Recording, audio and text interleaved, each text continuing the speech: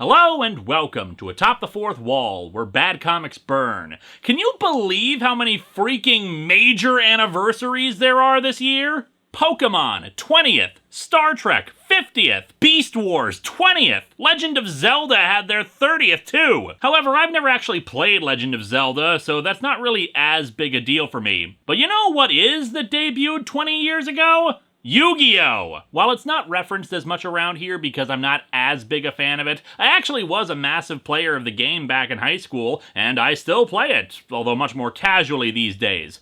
And no, I won't tell you what my deck is. That ruins the surprise!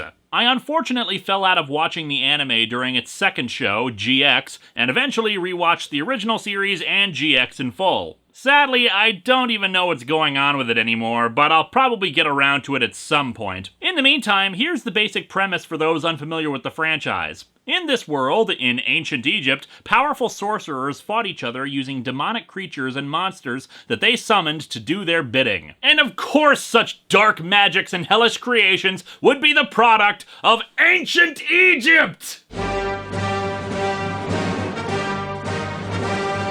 These shadow games, as they were called. Oh, and FYI, most of my knowledge of this stuff comes from the dub, and no, I don't care how it happened in the original Japanese. I find it much more hilarious when they try to soften it for kids. We're eventually stopped by a pharaoh who sealed away the dark powers seemingly forever. But, of course, as these things so often do, it was rediscovered in modern times. Several artifacts from this time, the Millennium items, found themselves in the hands of some people and imbued them with unique powers. The bearer of one of these items drew inspiration from the hieroglyphics detailing the Shadow Games and decided, wow, this would be the perfect thing to sell to kids, and thus made a trading card game out of it. However, another artifact found its way into the hands of the ridiculously haired Yu-Gi-Oh, who became possessed by the spirit of the pharaoh who had locked the power away. He probably figured the Egyptian gods would be kinda pissed off that he had sealed away the magics that invoked them and figured, yeah, better take my chances hiding inside a puzzle box for all eternity rather than try to get my soul weighed by the guys that are angry at me. Yugi and the Pharaoh shared the same body, working together on adventures with his friends to rediscover the Pharaoh's past, deal with villains utilizing the game for their own nefarious purposes, and filler arcs that nobody likes. And then the series got made into an abridged spoof by a very talented British guy, starting up the entire concept of an abridged series on YouTube. And today, we are not talking about that show, or the manga it was based on. Yeah, the thing is, most people have already reviewed the manga. Hell, little Kuribo himself reviewed the first chapter.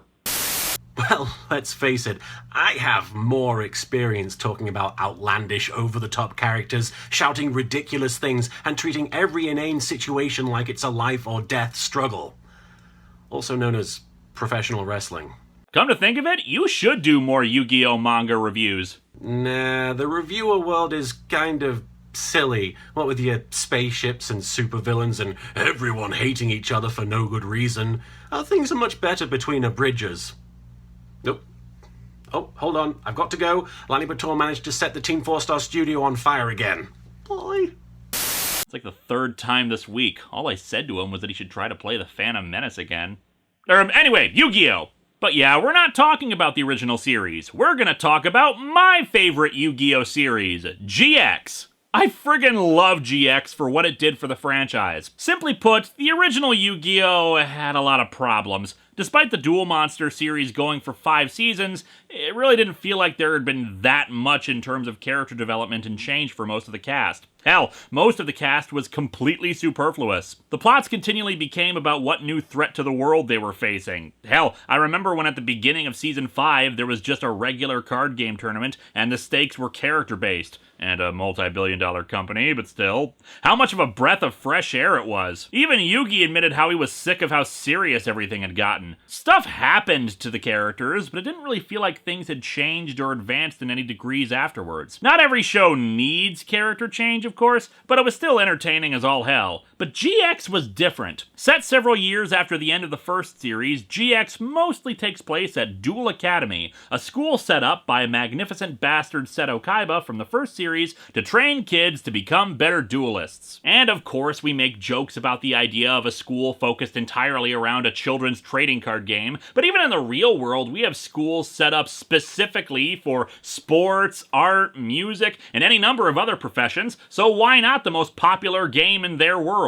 And that's one of the other things I love about GX in particular, the world building. The first series was really just focused on the adventures of a bunch of high schoolers playing a game, but GX truly showed us in subtle ways how this alternative world works, how they place societal expectations on one's inability to play it, how being bad at it is worthy of mockery and humiliation. People's self-worth is attached to this game, to the point that dueling mercenaries exist to challenge people and humiliate them through that defeat. In fact, at the end of Season 2, the main character challenges the big bad to a duel to try to stop his plan, and is completely flabbergasted when the villain says, "Why would I duel you? I've already won." In this world, refusing a duel is unthinkable. It has that much power over people. And if that does seem too outlandish, think about the kind of superfluous crap people in our own world use to shame and deride others. They just made it about pieces of cardboard.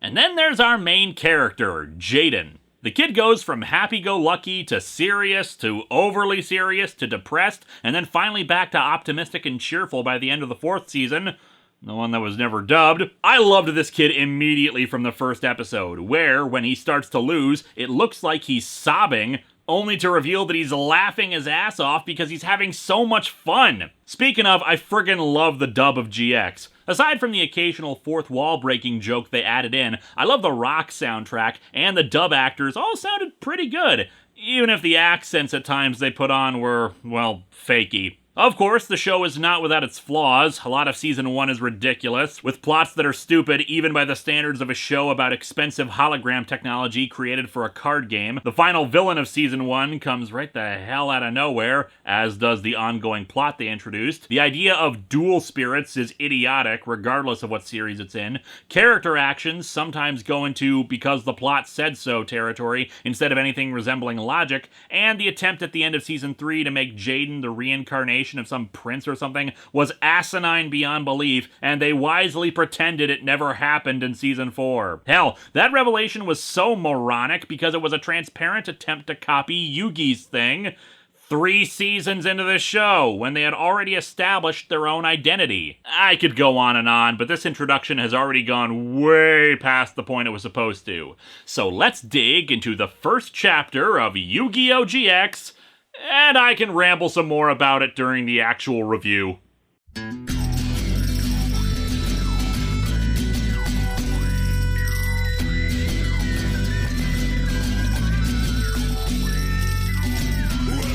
to Atop the Fourth Wall, where bad comics burn.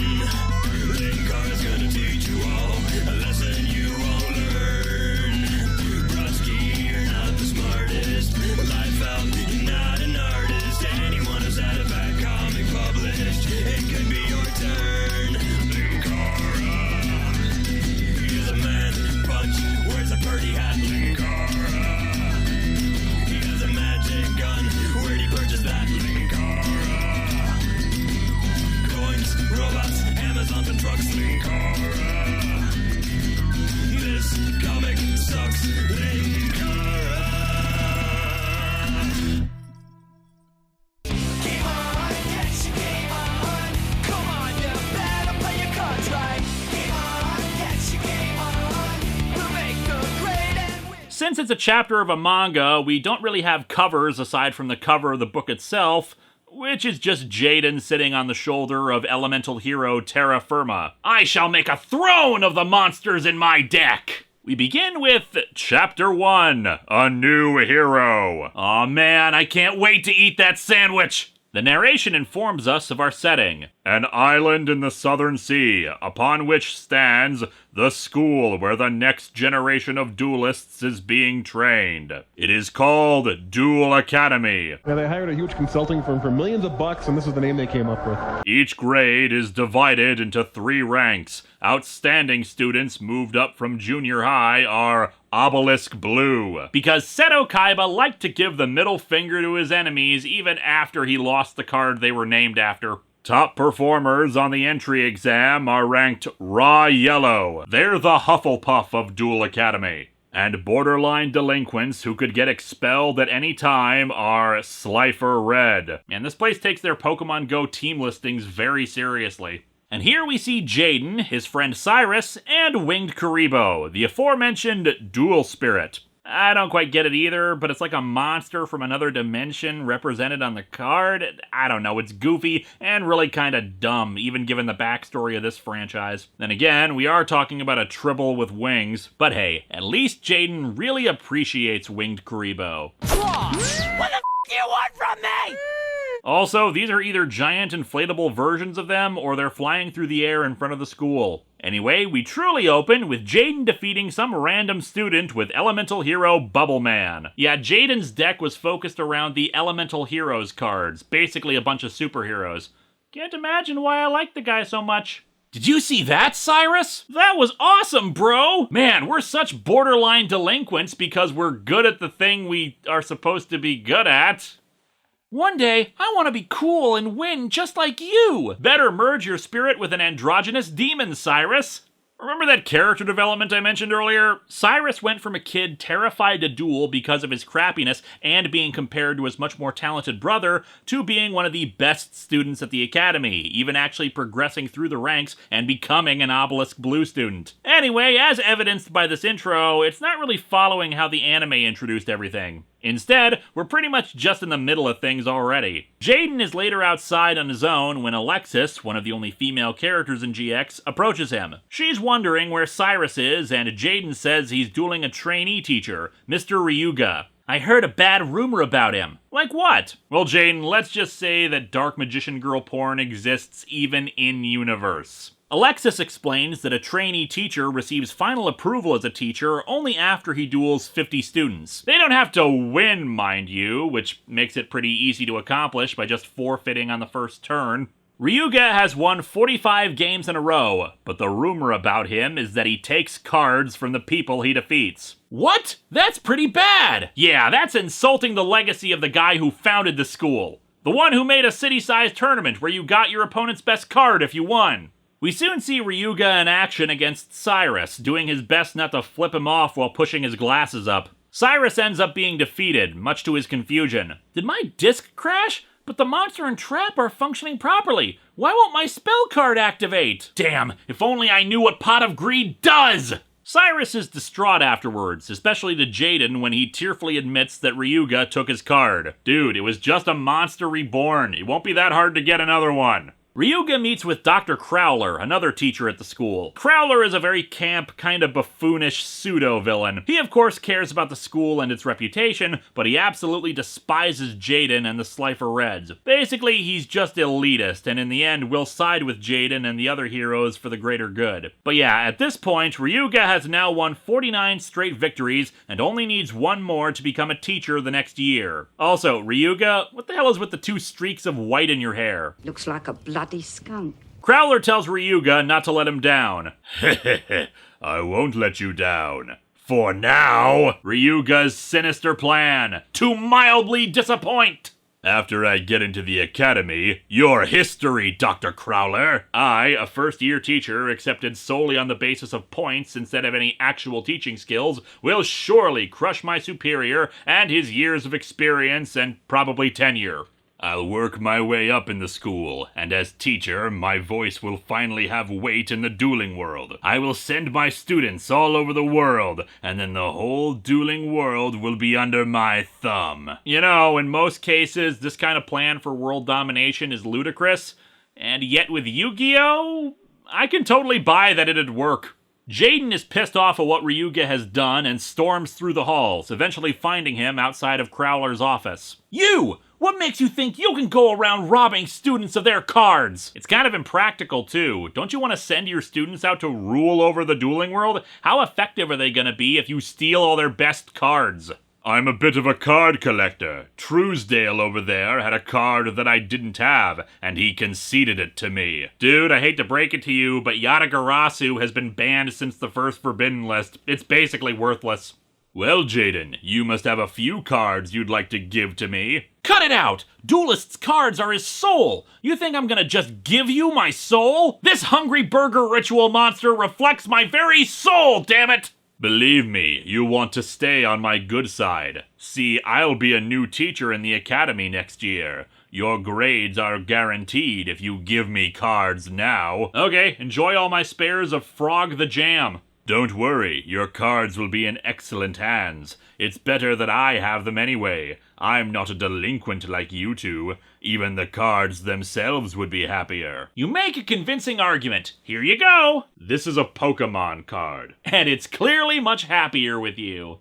Jaden isn't standing for all of this, and Ryuga just promises to expel him once he's a teacher. Crowler walks out and wonders what the hell is going on. Realizing the situation, he sets it up so that Jaden will duel Ryuga, which our hero is all too happy to accept. We then cut to right in the middle of that duel, with Jaden destroying one of Ryuga's monsters. For those unfamiliar with how the game works, here's a quick lesson. Both sides summon monsters to the field on their respective turns and try to duke it out. There are spell cards, but screw you, I was playing when they were called magic and we didn't give a crap about Wizards of the Coast, damn it. And trap cards that can be activated to help your side or hinder the opponent in some capacity. Each side has life points, in the actual game 8,000, but for the sake of speed in the anime, it was reduced to 4,000, and while there are several ways to win, the normal method is to get your opponent's life points to 0. Ryuga's life points are down to 3,250, while Jaden still has 4,000. Ryuga thinks that while Jaden is good, he knows his strategy, utilizing magic cards to boost his monster's stats, or do a technique called fusion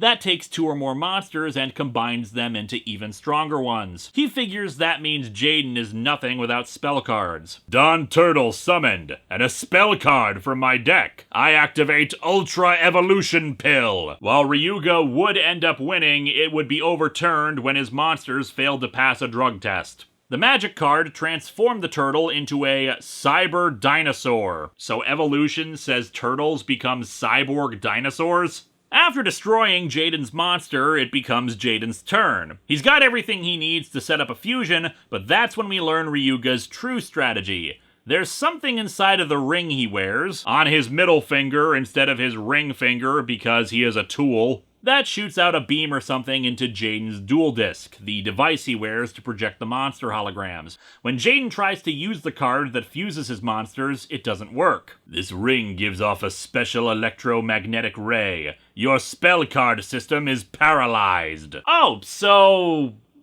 that should mean nothing. The Duel Disks are something that enhance the game. They are not actually part of the game itself, so that should mean they just finish their duel without the shiny holograms, right? Right? Of course not. Crowler and Cyrus are watching nearby, and Crowler remarks that it's Jaden's own fault for neglecting his own gear if the Duel Disk is malfunctioning. People, the game is still playable without the damn holograms! This is like canceling a football game because a player's uniform fabric got torn. Give him another Duel Disk to continue, or just keep track of everything like the real-life players do! But no, they treat this technical mishap like it's the worst thing possible, as Jaden has to switch his monsters to defense mode and try to withstand attacks. What makes Ryuga even more of a douchebag is that it's not even necessary to cheat. There are cards within the game itself designed to prevent spell cards from being played. Anyway, Skunkhead uses the Cyber Dinosaur special effect to deal direct damage to Jaden's life points, leaving him with only 500. Darn it! If only I could use a spell! What the heck happened to my disc? Gasp! Didn't I play Frisbee with the disc yesterday? Jaden, this is why the fandom hates you. Me personally, though, I think you should repeat the technique and win the duel by chucking the thing at his face. Jaden refuses to surrender. Just like the legendary duelists never gave up. Yes, the legendary duelists like Yugi and Kaiba and, Joey Wheeler. Okay, I guess My Valentine was alright. I'm not backing down, and one day I'll rise to become the Duel King! Someday, my hair will be a spiky crown just like Yugi's.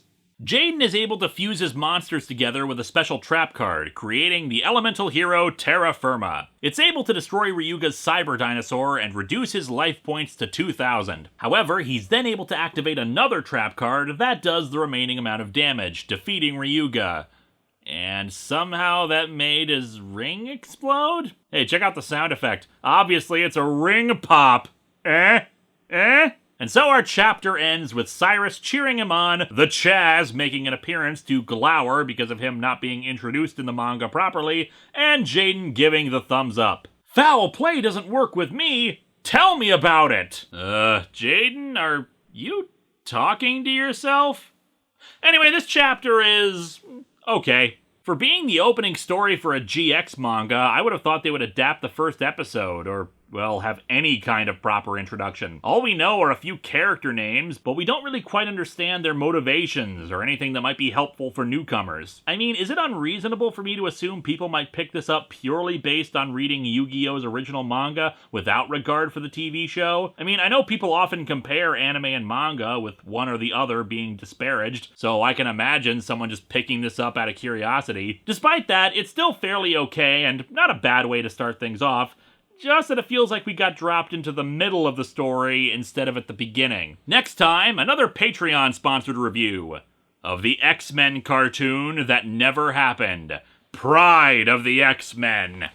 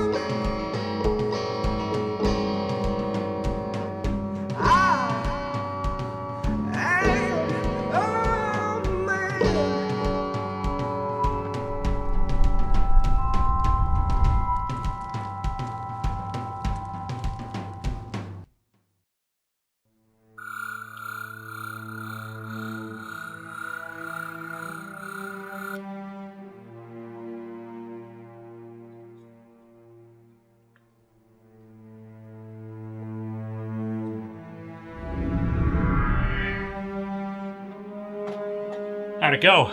About as well as we thought it would.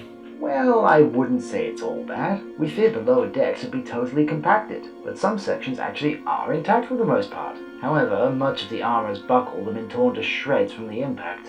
Not to mention the lower towers are scattered out across about half a mile of the moon's surface. Give me the long and short of it. Is it salvageable?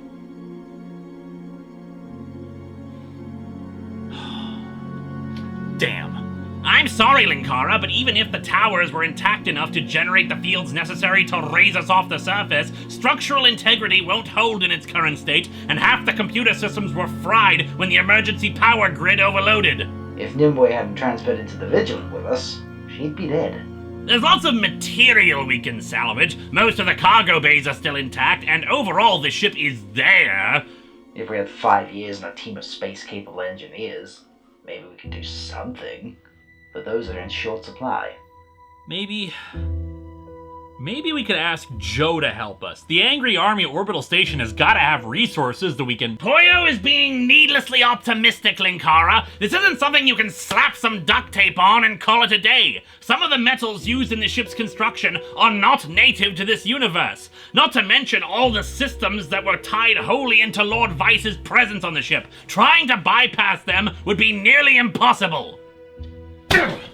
Don't take it out on us, man. None of us are happy about this.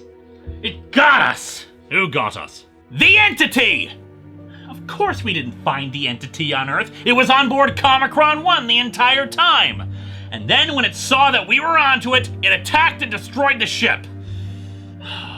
Comicron 1 was the only thing that could hurt it. Of course it'd try to take it out. Linkara. And now it's gone, and all we've got is the Vigilant. We don't stand a chance against— It wasn't the entity. Oh no, I'm convinced now more than ever that— We accessed the black box. We know what happened. What? It was a Cybermat. Again! What? We even identified which Cybermat. We know what happened. When Vice took over that body for Poyo you were making, you sent a Cybermat after it. It managed to disable Vice, but Vice managed to disable it too.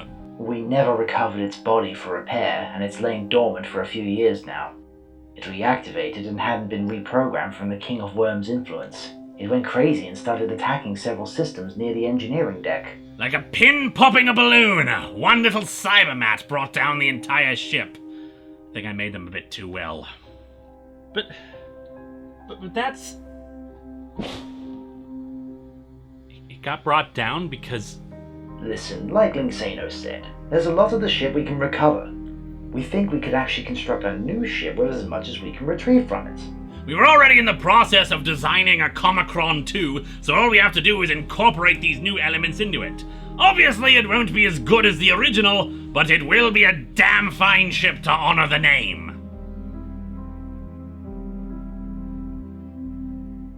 Draw up a proposal and a list of the parts that we need that can't be salvaged. Will do! Are you going to be alright? I want to be alone for a little bit.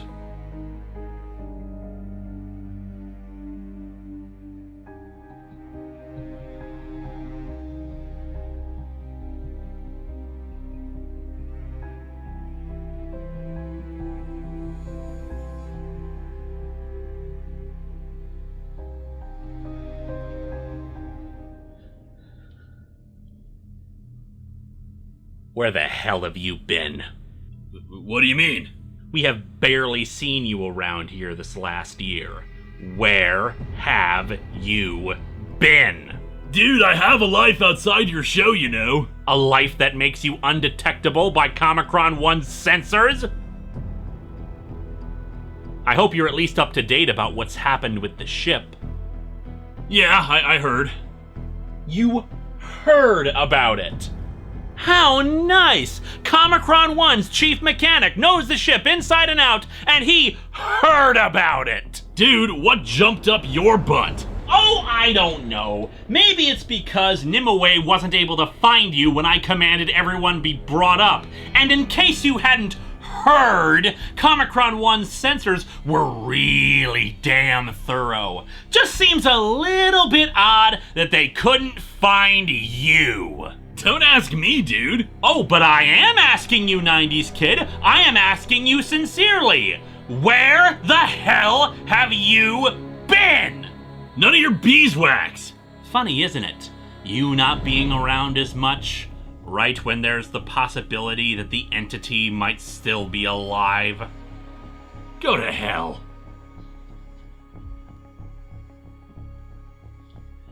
Nimue, track 90s kid with the vigilance sensors. Confirmed.